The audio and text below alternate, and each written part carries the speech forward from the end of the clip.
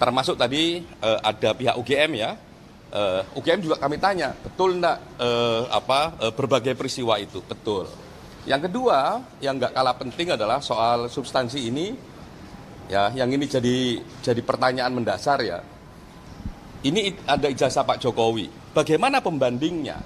Lah, bagaimana proses membandingkannya ijazah itu dengan ijazah yang lain? Lah, ternyata yang dibandingkan. Halo, assalamualaikum warahmatullahi wabarakatuh. Kembali lagi bersama saya Heri Santo. Teman-teman, kali ini tentunya ada sesuatu yang menarik nih terkait polemik dugaan ijazah palsu Pak Jokowi karena Bareskrim Mabes Polri sudah melakukan gelar perkara khusus. Nah, untuk lebih jelasnya seperti apa dan bagaimana keterangannya, mari kita simak penjelasan terkait hal ini dari Kompolnas. Oke.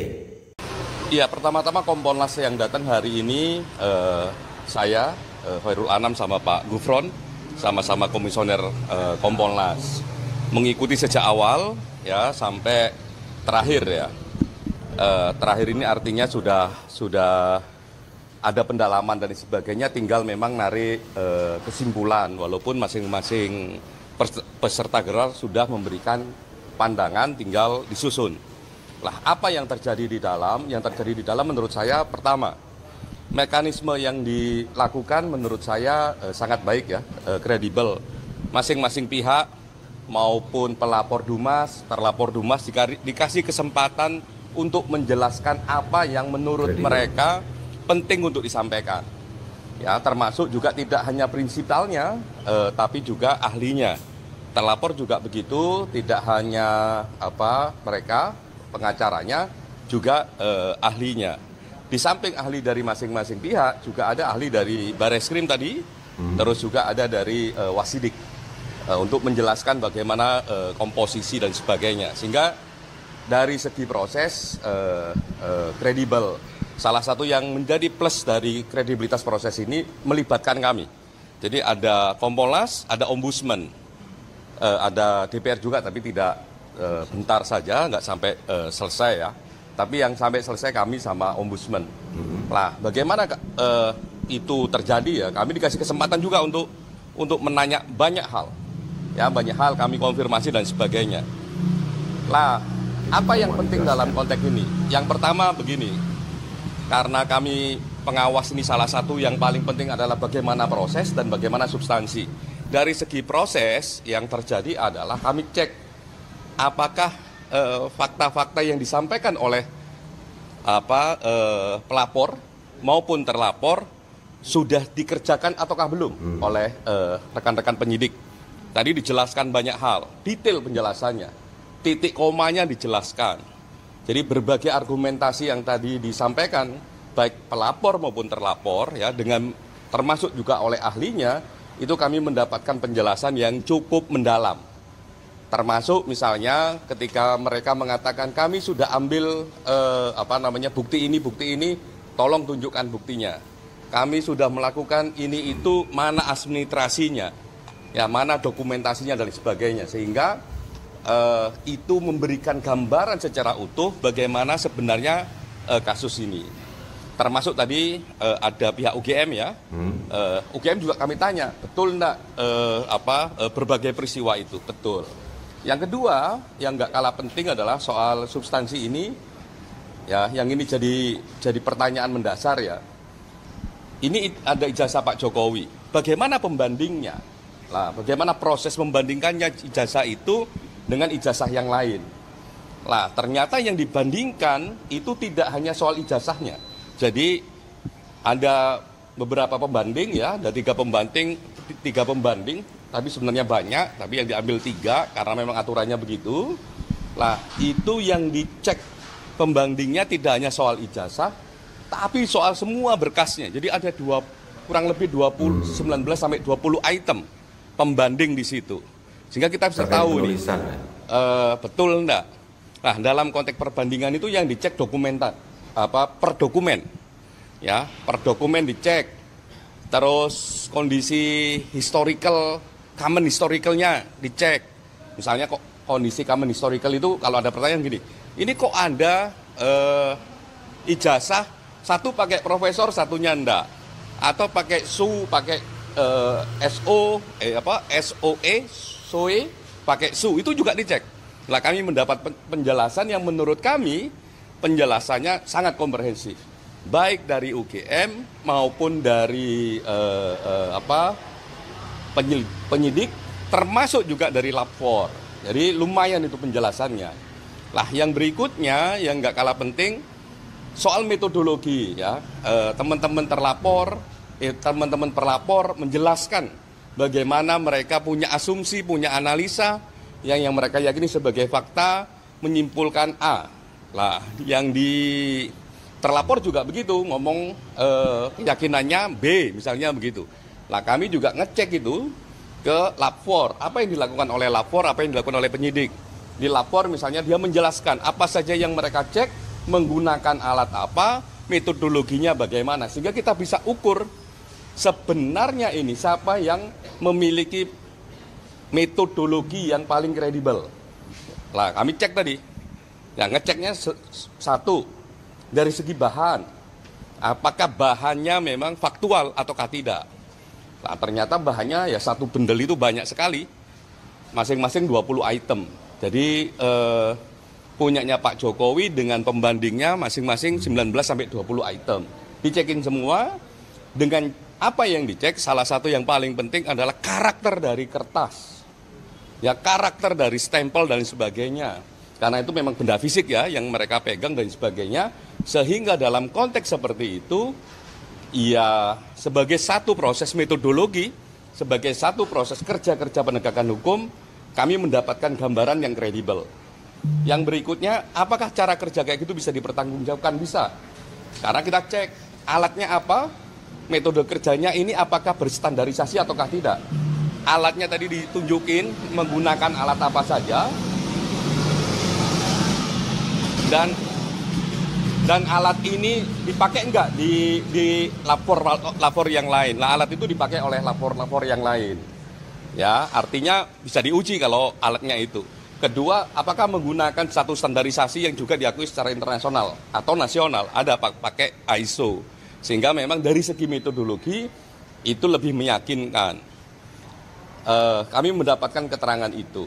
Yang berikutnya yang nggak kalah penting adalah apakah misalnya begini, ketika proses dokumen itu, terus ada satu dengan yang lain berbeda-beda, misalnya, itu bagaimana penjelasannya? Itu juga dijelaskan, termasuk oleh lapor, ya, oleh penyidik, tapi lebih banyak oleh oleh UGM. Misalnya begini, kenapa kok Anda skripsi ya, yang belum ada tanda tangannya, itu dijelaskan. Dan itu terjadinya tidak hanya di 1-2 skripsi, tapi banyak skripsi yang model kayak gitu. Kenapa bisa terjadi? Lah itu ada penjelasannya yang menurut kami ya sangat informatif dan akuntabilitasnya oke. Ya, kredibilitasnya oke. Nah, itu tadi kami dalami. Yang berikutnya yang nggak kalah penting kalau tadi kan SU sudah, penggunaan profesor sudah, tanda tangan sudah, termasuk KKN dan sebagainya, mekanisme itu tadi kami mendapatkan penjelasan yang menurut kami dengan pendalaman cukup baik. Lah, kita bilang cukup baik karena di samping kami mendapatkan penjelasan, kami juga minta proses penjelasannya. Jadi kalau mereka ngambil barang dari UGM misalnya, ngambil bukti dari UGM, mana berita acaranya, mana dokumentasinya dan sebagainya. Termasuk juga mekanisme kerja di lapornya. Nah itu kami semua mendapatkan itu dan prosesnya lumayan kredibel menurut kami. Nah tadi juga ada ombudsman juga aktif, kami juga aktif. Bahkan dalam beberapa konteks Kompolnas lebih aktif untuk menggali sebenarnya ini apa sih fakta-fakta yang melatar belakanginya. Termasuk misalnya ada persoalan ini nilainya D. Wah ini kok bisa lulus misalnya begitu. Kita tanya tadi. Karena kami cek ya di publik yang beredar apa, oh ini bisa nilainya D dan sebagainya. Ada penjelasannya dan sebagainya. Dan menurut saya karena ada penjelasan dari otoritas UGM, ada kerangka SOP-nya dan sebagainya, ada aturan main yang dari UGM, ini kami anggap itu juga kredibel. Termasuk juga ada perbedaan tata letak huruf di dalam ijazah. Ya, tata letak huruf dalam ijazah itu kan juga dipersoalkan. Nah, kami juga nanya tadi, ini gimana kok Anda dalam satu dokumen, ada beberapa dokumen tata letak hurufnya kok berbeda. Ada yang agak mepet dengan simbol UGM-nya, ada yang agak jauh gitu ya, A-nya. Wah, itu ada penjelasannya dan dijelaskan dengan cukup baik, ya, dijelaskan dengan bukti cukup baik, dan menurut kami penjelasan itu masuk akal.